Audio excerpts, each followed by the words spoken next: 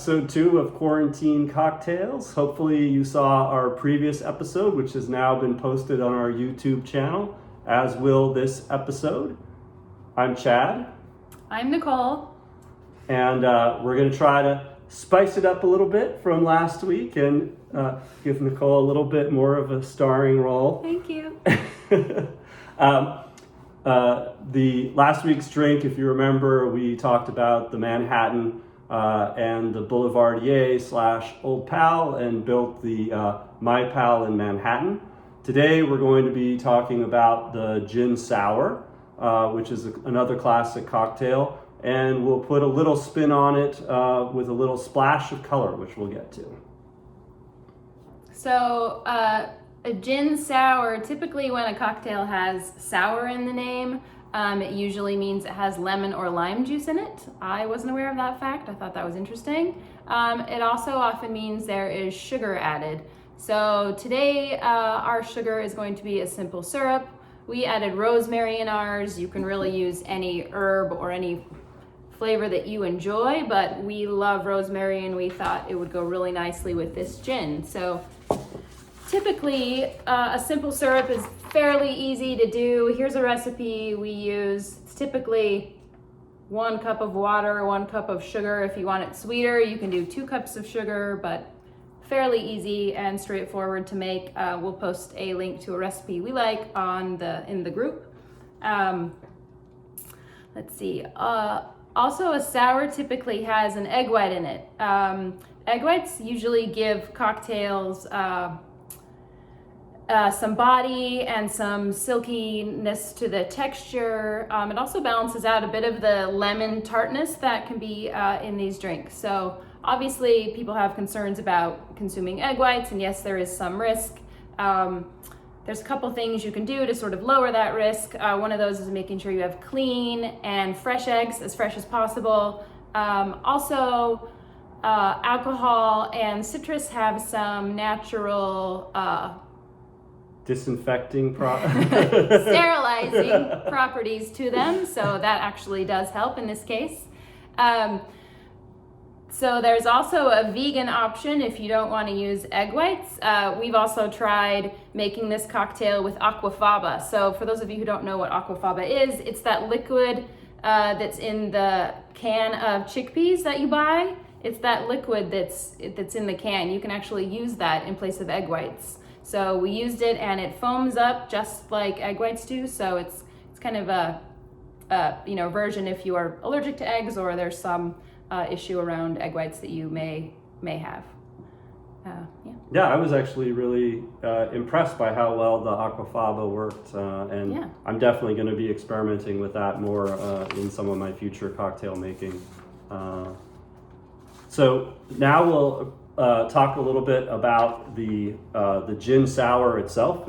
Did we show the recipe yet? We did not. This is the recipe. Well, let's have the basic recipe for the gin sour, going through the ingredients that Nicole already presented. We start with gin. It's 2 ounces of gin, and then we use about 3/4 of an ounce of each of the other ingredients. Lemon juice for sure, and then we'll use our simple syrup as the sweetener. And then finally we use the egg white or aquafaba. Today we'll be doing it with egg whites. So our gin sour that we're making today, part of the fun is using this Empress 1908 Indigo Gin, which you can see is this lovely deep indigo color. And where this comes from is this is a producer in Vancouver, in Victoria, BC, and they infuse the gin with butterfly pea flower to extra. Give it this color. And the interesting thing about the butterfly pea flower is that it actually changes color with the pH.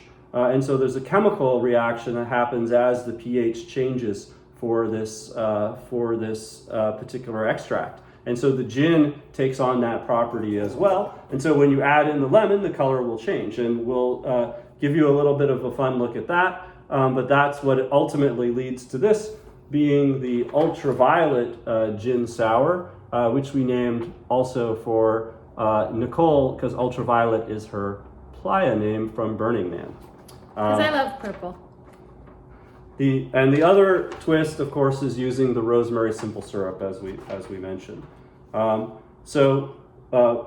When working with lemon juice, one of the things to do is, as I mentioned in the event, is to only do the squeezing right as you're making the cocktail. Don't do it ahead of time. Part of that is because once you sort of introduce oxygen, the citrus starts to break down, and so you want the brightest flavor of the lemon to come early on. That's also why you don't want to be buying the bottled lemon juices that are squeezed out of a plastic fruit. You really want to work with a fresh lemon.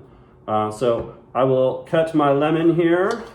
And if you don't have a lemon juicer, I bought this at QFC. It was like $7, and I've used it a ton. So something simple like this totally works. Yeah, and this one also has a lime attachment, so you can do limes as well. So I'll go ahead and juice this lemon.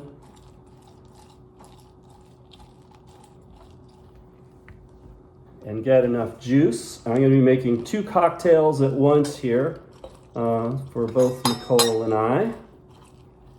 So let me get this guy. Let's see how much juice we just extracted. Oh yeah, more than enough for our purposes here. So I now take the gin, which I have in this cup here, and I'm going to You can really strain the see juice. the color of it. It's kind of a dark purpley indigo color. Yep. So you want to hold it up Right here? out of the bottle. Yeah. So nice color there. And I'm going to strain the lemon juice into it. Normally you would do this into the cocktail shaker directly, but to give you guys a good view on it, we'll do it this way. Ooh. And voila, the magic. It turns this beautiful violet color. It's kind of a fun magic chemistry trick. Yep. And very fun at parties. And see how it's lightened up quite a bit and turned much more purple than blue. Interestingly enough, if you add a base to this gin, it turns more bluish instead of more purple.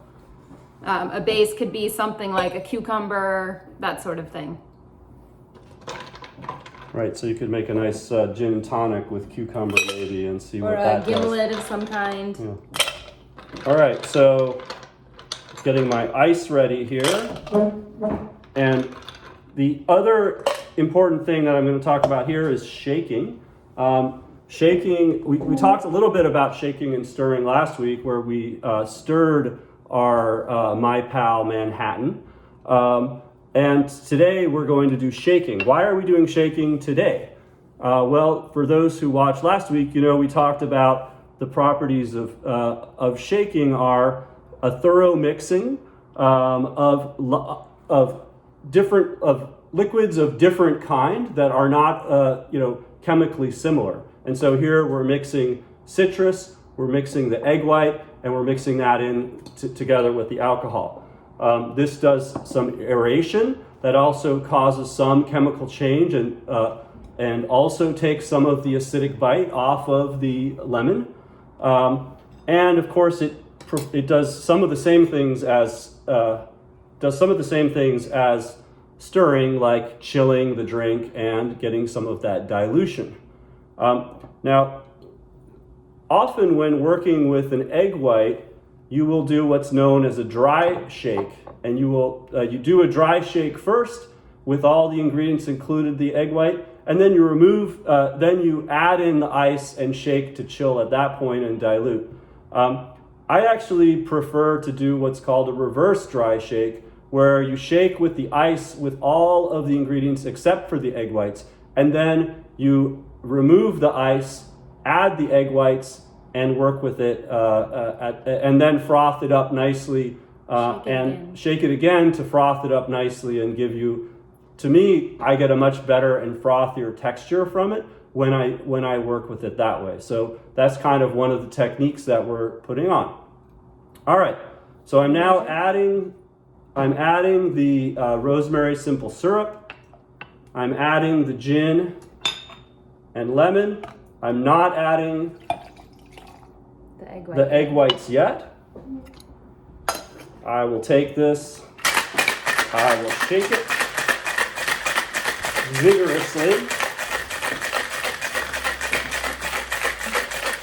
So this is really aerating and getting that combination, getting the simple syrup and the lemon and the gin well mixed. And I'm going to do it for quite a long time. Right? And you can see as I do that, you can see the condensation forming on the outside of my nice metal shaker.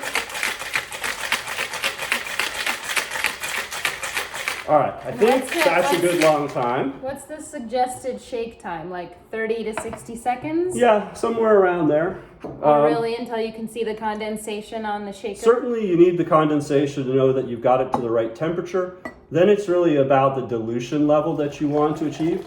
So I'm going to pour this out in here, in part so that I can remove the ice, but also just to give you a look. You can see it's now a little bit cloudier than it was because of the aeration process that's gone on by introducing all of that air. I'm going to dump out my ice.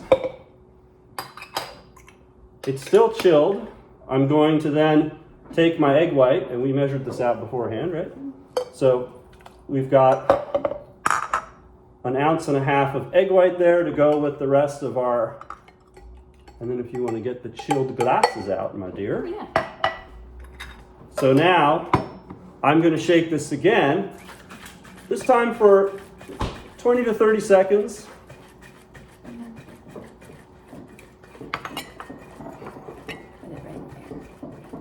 All right, and I'm going to try to get it nice and frothy. Ooh. I'm a little excited there. Yeah. All right, that's good. Use that wrist. Thank you. And I'm going to strain initially to pour some of the base liquid out into each cocktail here. And then I'm going to open it up so that more of the froth can come out, and you kind of get a nice layering of the cocktail with the froth coming out nicely on the top. And that should give you that wonderful initial frothy texture of the egg whites, but still thoroughly mixed with the rest of the cocktail. And you can see it's still that nice light purple color. Salud. Cheers, my dear. Cheers to all of you. We will post all the instructions and the recipe again in the group. Just in case you missed some of it, you can go there and find all the info. And be sure to tune in for our episode next week on martinis. And for those of you who are live now, come on over to the Zoom link and hang out with us for our virtual cocktail party. And for next week, for Martini Week, we may or may not have a Bond theme. We'll see. What do you think? Maybe we'll do a poll. Yeah, sounds good. Cheers all.